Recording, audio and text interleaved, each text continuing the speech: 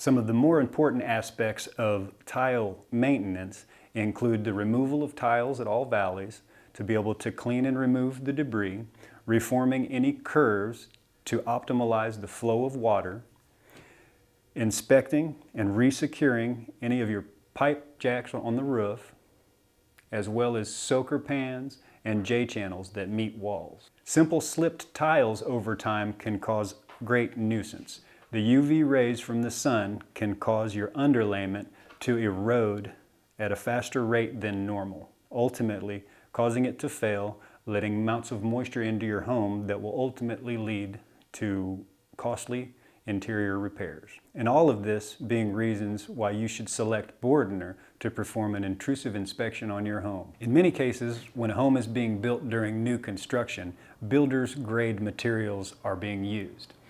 It's a very good idea during this maintenance to upgrade certain amounts of these components that are put together to create your roof. Depending on how old your home is, the advent of newer and better underlayments have certainly came about. In some extreme cases during maintenance, portions of your valley may need completely removed so that the underlayment beneath can be replaced to help guard your home from internal moisture infiltration.